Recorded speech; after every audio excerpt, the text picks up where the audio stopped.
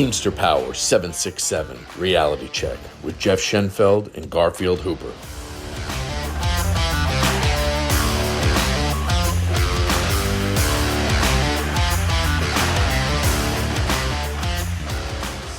All right, welcome to another episode of Teamster Power Reality Check. How's it going today, Garfield? Pretty good, pretty good. Can't complain. All right, that's good. So today we're going to get right into it. We're going to talk about Article 8, the National Grievance Procedure. Because, Yeah, I mean, not even do stuff. hopefully, like, Yeah. you won't have to deal with this. Like, hopefully this isn't something that you're going to have to be brought up in front of or any kind of decision like that. This is mostly just for like major contract interpretations and things like that when there's disputes between the union and the employee or employer. So like I said, like this is important information. It's important that it's in the contract, but like for the most part, people won't need to know this stuff. We'll talk about we'll hit a few points in here that are important, but we'll start with section 1. Mhm. All grievances and or questions of interpretation arising under the provisions of the National Master Agreement shall be resolved the following manner. Deadlock cases at an applicable first-level grievance panel involving only National Master language shall be submitted directly to the National Master panel for decisions. Unless mutually agreed otherwise by the panel co-chairs, those deadlocked cases, which cannot be decided by a lower panel because of disagreement over the interpretation of National Master language, may be submitted to the Master panel for interpretation.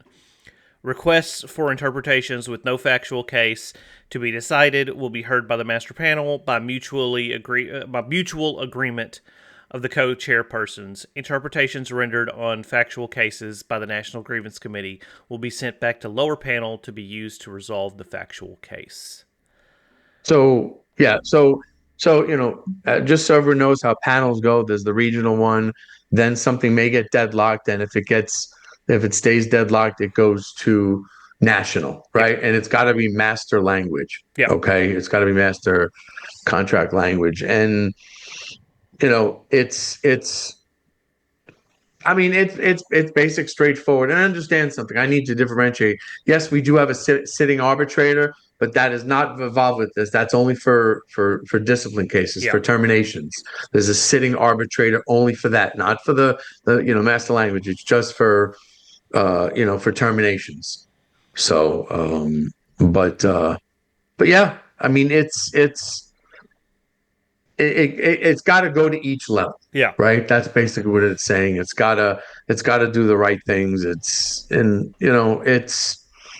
That's why getting as much information as you can as a steward, that's where it starts, right? Getting that information. So your BA gets that information, and it's got to be passed along the right way so you have the best case possible, Yep. right? It's important that every grievance that you file Yep. it Yep.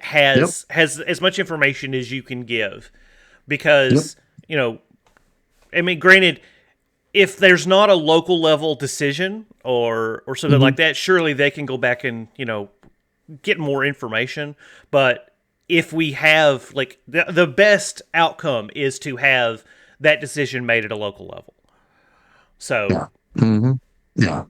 We always try to get that done there, right? yeah, That's yeah. There's no question about that. So Um, it's yeah, the odds start going.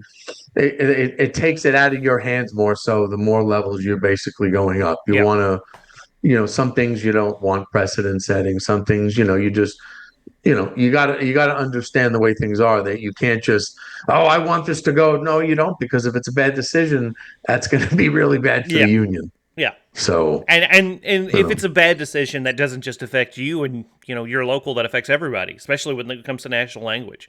So you want to make sure you that any decision that takes up here has all the information possible.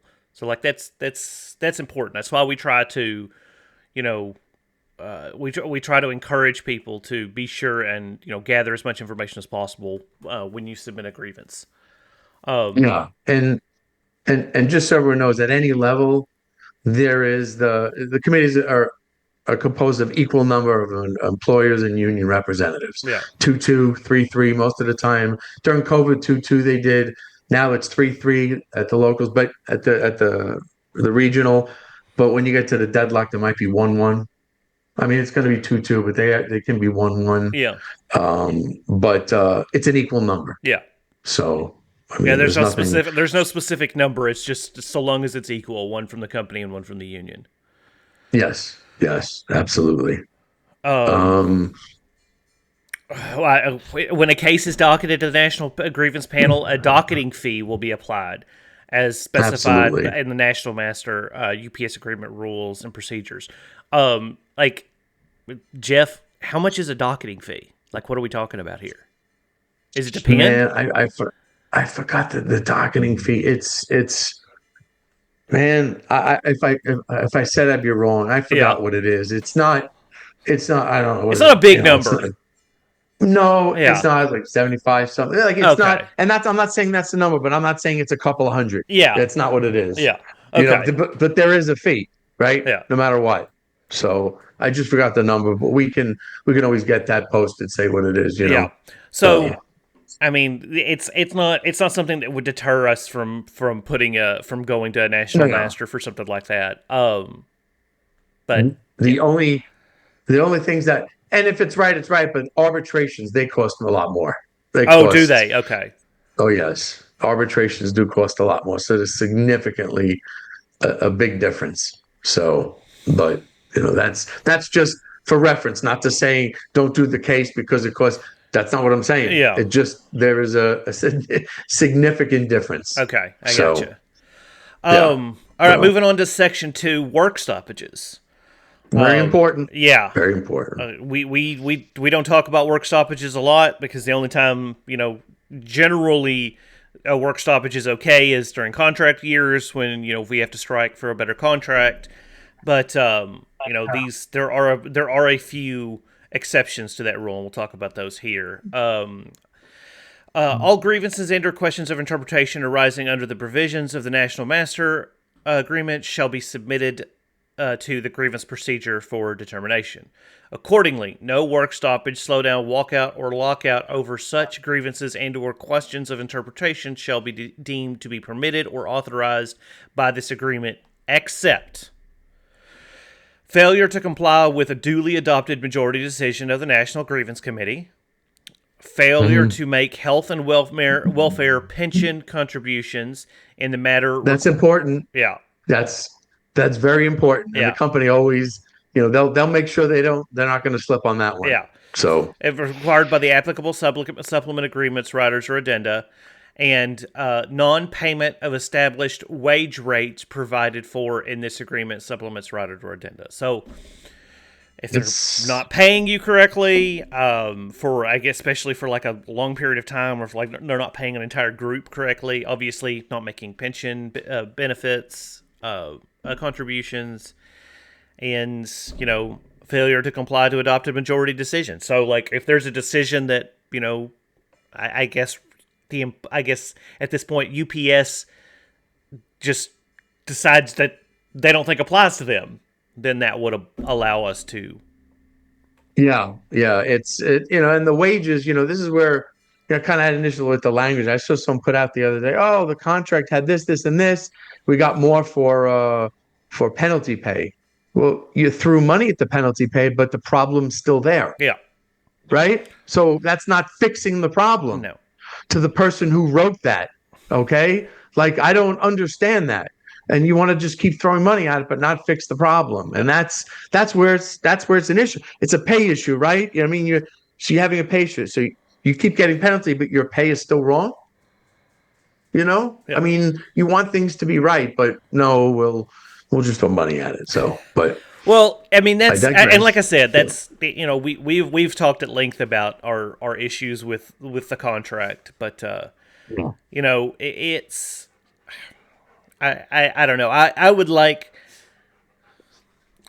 to be like there be. I mean, the employer's never gonna or UPS is never gonna agree to it, but I would love to see that there to be like more bite to this contract when they outright refuse to do things. Like I would like to see that there was Well, more danger of a work stoppage mid-contract if they're going to continue to violate the contract for things like supervisors working, something like that. You're going to that's continue. exactly it. You're going to continue. I mean, as far as I'm concerned, I mean that should fall under wage rates.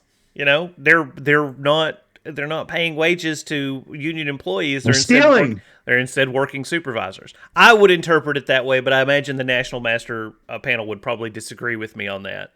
But Oh yeah, yeah, but again, you're giving it quadruple time, but you're not fixing the problem. And we've said it before. yeah, Hey, how about adding jobs if supervisors are working, yeah. something If like that. supervisors work so many times in a year, then you have to add another full time or part time position depending on where this on where the Absolutely. yeah that'd be great language to have in there. Yeah, yeah. It's and understand something. I want to. We've said this before in other podcasts. There are certain there are certain locals. There's not many in the country, but there are who have a 48-hour strike rule. Yeah, Okay, and I know I saw something yesterday that Richard Hooker was going to use that at some point. It was last year, the year before, but was not allowed by the person who's in charge of the IBT. And he made that very clear, and I don't know why, but there are locals that have that. yeah. We don't, Heaven forbid so we use the language that we have that would benefit us as opposed to benefiting the company that we work for. But I and digress. I understood that. Yeah, that's just so we keep going off a little bit, but it's important. Yeah, These things need to come out. These exactly. things are important. You Um, have the language, use it. yeah, it's also important. I'm not going to read this last paragraph, but Yeah. in any event that one of these would trigger a work stoppage, we would have to the local union will give the employer 72-hour prior written notice. And the That's local really would have spoken with the IBT already. yeah. Oh, 100%. So Yeah, yeah, have to. Yeah. yeah. Okay, so that's section 2. Section 3. Let's Yeah. see here. The union and employer may, under this section, review and reverse, if necessary, decisions made by any area, regional, or local grievance committee which interprets master language erroneously.